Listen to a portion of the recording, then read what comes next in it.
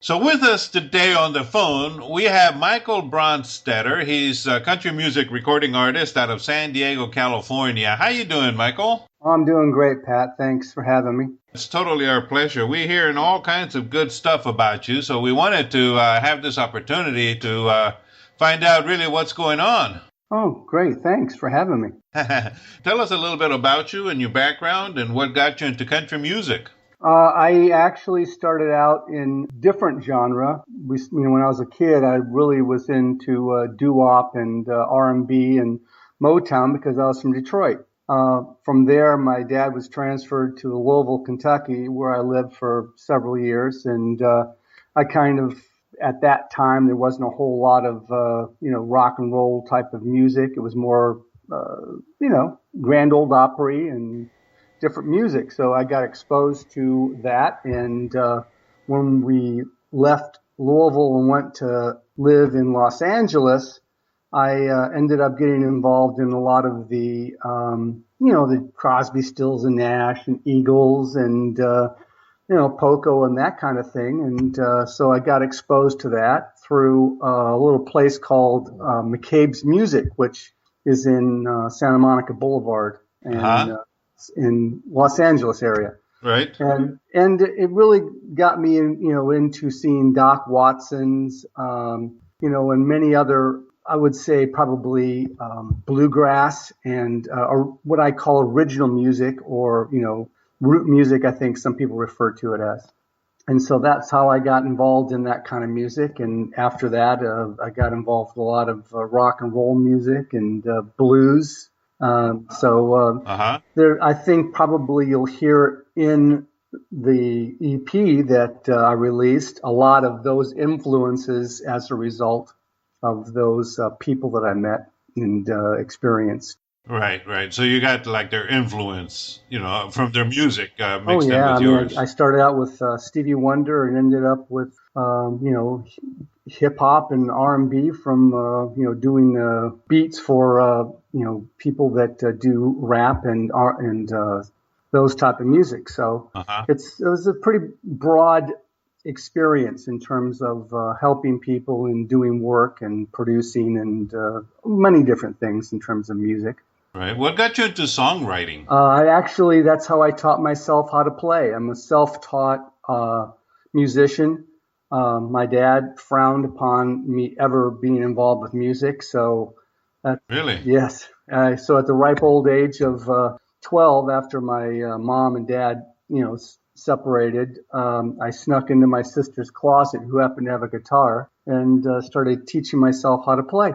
And that and Cool. piano and many other instruments I've subsequently kind of added to the repertoire, so to speak. Yeah. Listen, I know that a year ago, give or take, you released an EP called Iron Mountain. Yeah, Pat. So tell us about that, and because I mean, I'm hearing all kinds of interesting things have happened since then. Yeah, it's been a really wonderful kind of experience. I mean, Iron Mountain was my introduction as an original artist, singer, songwriter to the world. I had been writing literally since the age of 11, 12 years old. Like I said, one of the ways I taught myself how to play instruments was to write music and try to make it sound like what I wanted it, what I heard in my Right. head. Right. And Iron Mountain was the culmination of that, where I met up with Kirk Arnold and he and DL Music, and I gave him the opportunity to listen to 10 to 12 songs that I had written, and he chose four of those songs for financial reasons. All I could afford to produce. Don't we all know that pretty good? Sure, you do. All of us original artists have to make choices, and that was one I made. So he Right. chose Dark Cloud Blues, Friends, Tear It Apart, and The Key. Those were his choices to produce. Okay. And the styling and the concept behind it, partially, I'm sure, due to the musicians that he had available, and allowed them to kind of the freedom to take the song that I had originally, like a sketch recording, a demo, and do their thing with it. And out came a pretty, what I think, marvelous result in Iron Mountain. And that's the story behind that particular piece of work at this point. Right. Well, that's pretty cool. Now, what all has happened since you released that EP? It originally for the first few months, I think there was an introductory element, but since then I've gotten really positive feedback. People interested in putting my songs on their compilation CDs. Who contacted me? I never contacted them. Uh-huh. And also heard from a music festival in Tennessee called the Porch Jam Music Festival in Franklin, Tennessee, and they invited me out to perform on that in June. So it's been really cool, and as a result, there have been a lot of airplay through the compilation and other internet radio stations like yours that have taken interest in placing my songs and putting them on the air. Right. Now, that first EP, that was released when? On the 14th of April, as I understand it, of this year, right? You're talking about the compilation CD, the first one, which Yes. was called Unheard Americana. And I was talked to the owner, Brian Tunnison, and he got in touch with me and asked if he could use one of my songs. And so I gave him a copy of the EP and let him choose which one he would like to put on there, and he chose Tear It Apart. Wow, that's pretty cool. And in fact, speaking of Tear It Apart, that's the first song that we're going to hear. Oh, cool. Yeah, so tell us a little bit about that song.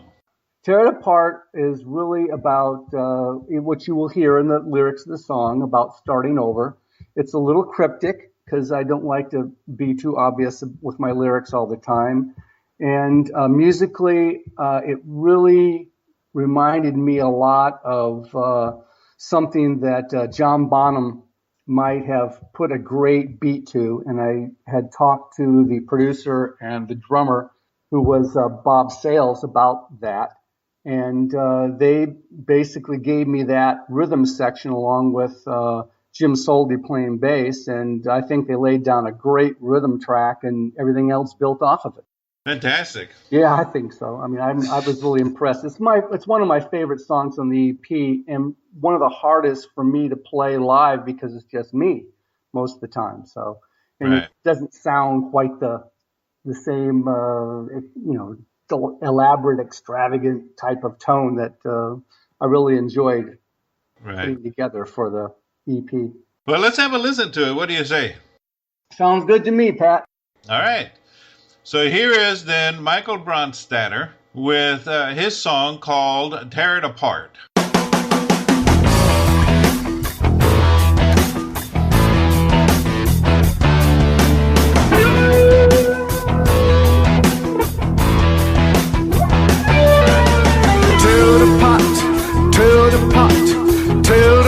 And start all from the top, from the start, making something new.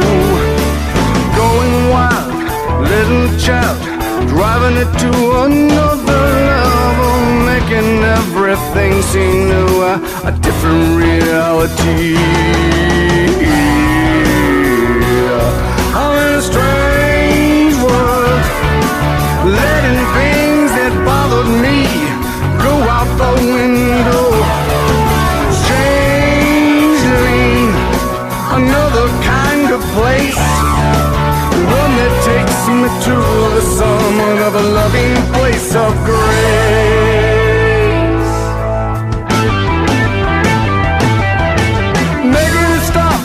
Making it stop, going too far to make it back, y'all, letting it be special for me, glad to unwind and relax now. Happiness is the product of me feeling free. I can't stand what is real if it's tripping me. I'm in a strange world, stranger than I've seen. Creatures come from all over, alternate realities, teaching me that we do not see. These games are mine so close.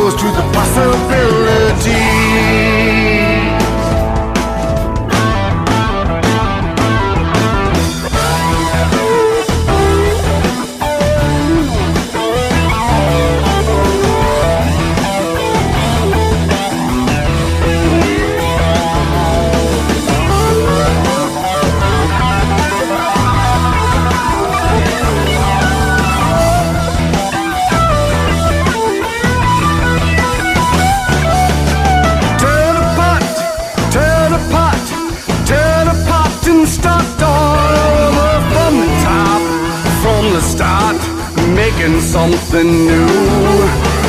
Going wild, letting child, driving it to another level, making everything seem new, a different reality.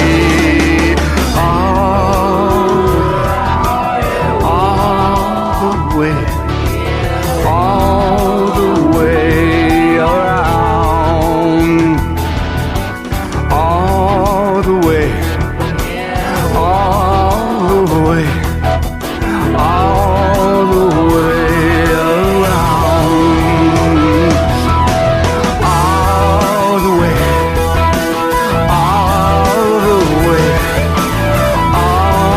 the way around, all the way, all the way, all the way around. Dirty pot, and start all over from top, making something new.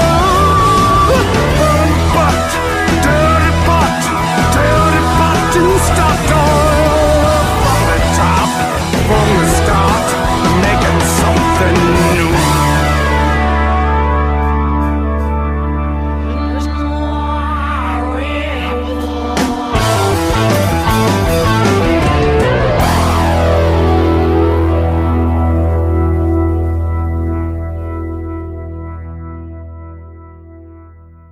Yeah, so we're back. Listen, thank you very much. I really, really enjoyed that song. It's got that really nice beat to it. Well, I'm glad you enjoyed it. I hope your listeners do, and hopefully we'll get a little feedback saying what they thought of it. Yeah.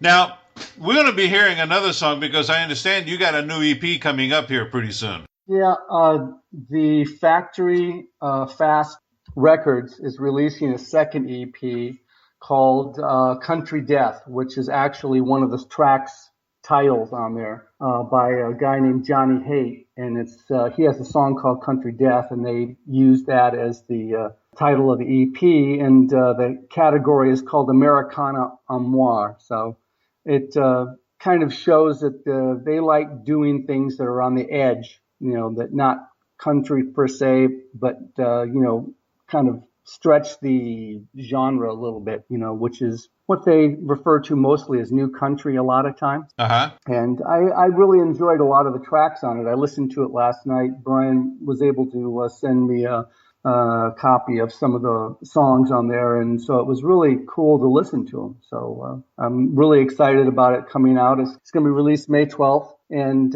hopefully people will be able to go on Amazon or iTunes and download the tracks, or at least listen to it and see which ones they like. Sure. Now, you said that's the name of the EP is going to be called Country's Death. Yes. And then you mentioned Americana en moi. Right, that's kind of the category they classified it as, because they have many different EPs that they put out, or CDs with different genres. So that's right. I mean, it's interesting because that word en moi, that's a French word, and Americana country music is becoming popular.